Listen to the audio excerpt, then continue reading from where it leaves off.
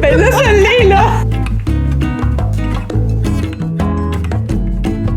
Cette semaine, c'est Karine qui est avec moi pour voir de quoi la vie a le goût. C'est mon pronom que je suis pas capable de fucking trouver. De quoi la vie a le goût Qu'on parle de... Bon. Que c'est la vie veut répondre à aujourd'hui? On voit, Karine, tu peux piger un thème, il y a une vingtaine de petits cartons. De quoi on va discuter? De la souffrance, de l'absence, criquet. Criquet.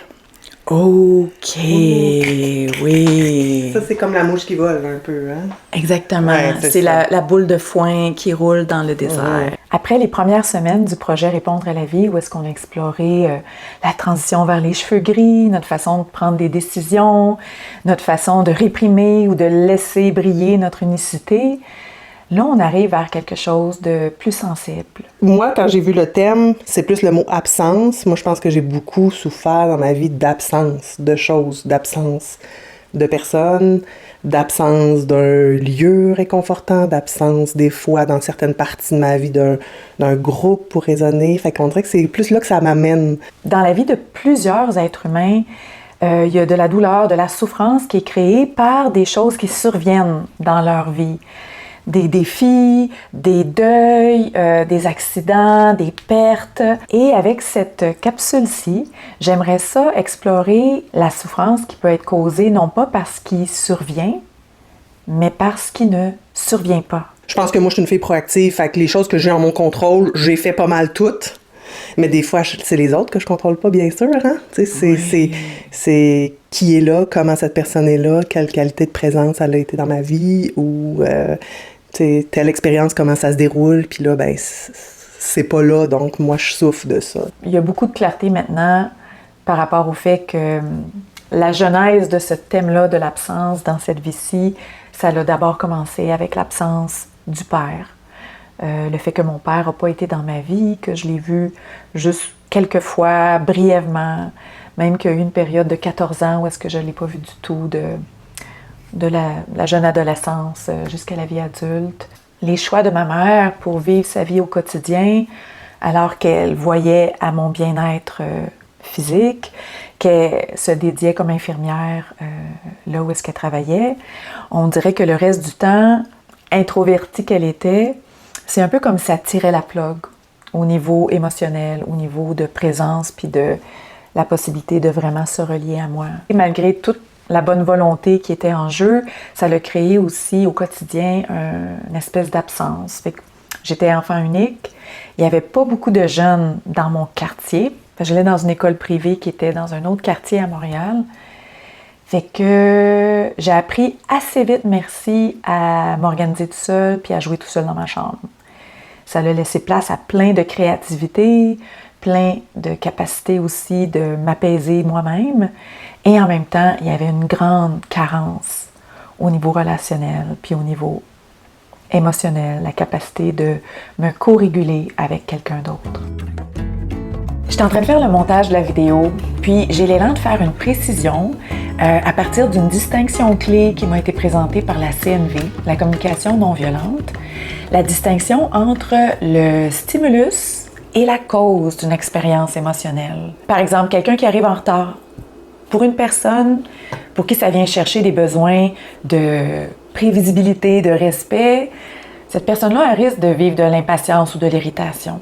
Puis ce même stimulus-là, pour quelqu'un qui avait peut-être un besoin d'espace ou de silence ou d'autonomie, peut-être que le retard d'une personne va plutôt générer de la joie, de la détente, de la relaxation. Donc, il y a vraiment une distinction entre les deux.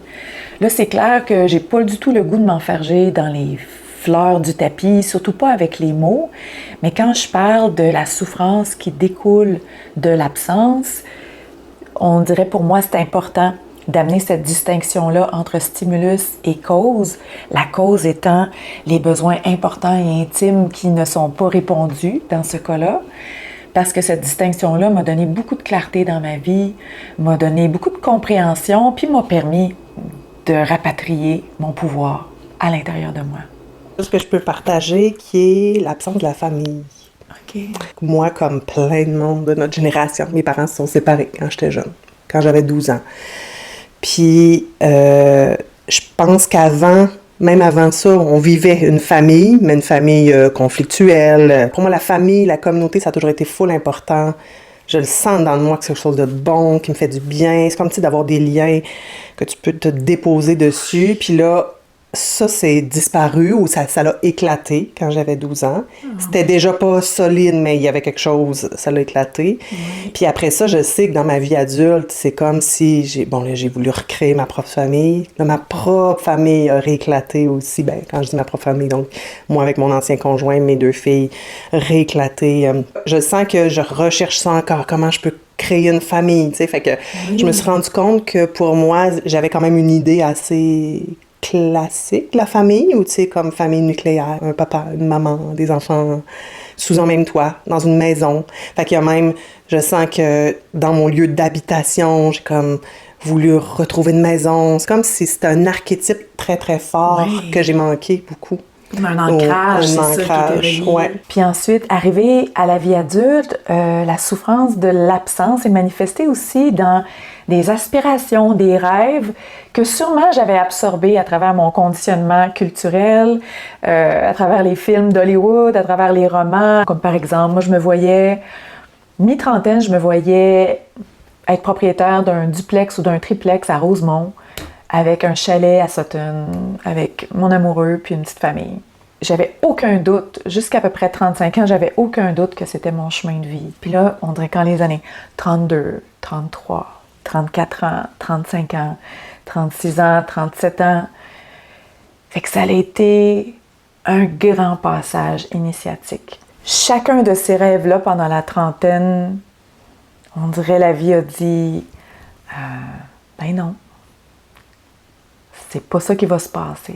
Puis là, dans les dernières années, ben, je travaille plus à dire, hey, ma famille, ça c'est autrement, ça peut être ça. Quand je suis seule, par exemple, avec mes 2 filles, notre chien, notre chat, hey, c'est une famille, ça, là, ça a toute une valeur. Puis mon ancien conjoint qui est plus là, mais s'il est encore relié, puis on a une très bonne relation, ça existe quand même, ça peut avoir une forme différente. Fait que je travaille beaucoup à accueillir la nouvelle forme pour que... Parce que ça fait mal, sinon, de juste comme cet idéal-là, cet archétype-là qui était fort, qui est plus là, ça fait mal. Je sais que je suis pas toute seule à le porter, là. Quand t'es rendu à ton 10e vision board, ton Xème vidéo sur des stratégies de manifestation, des stratégies d'aller essayer de faire du ménage dans les vieilles croyances. Puis à un moment donné, j'ai même acheté et lu un livre qui était pas tout à fait dans le champ, mais qui s'appelait « Finding the One » in 7 weeks.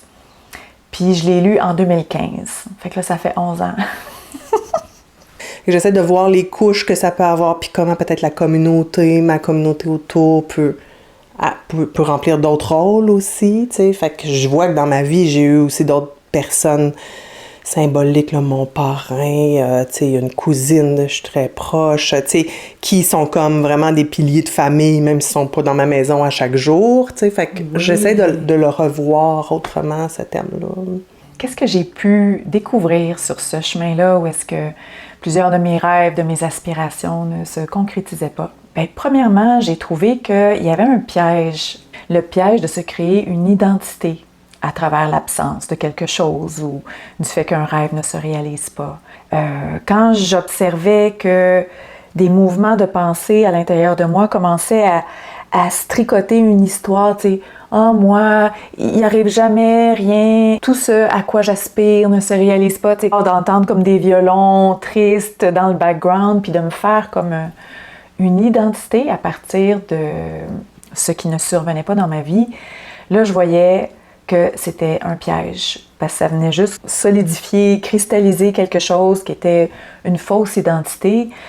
J'avais pas le goût de bâtir ma maison dans ces espaces de souffrance-là. Alors qu'à chaque instant, je peux décider de voir le moment présent comme étant très, très fresh. Qu'est-ce qui est important? C'est le lien.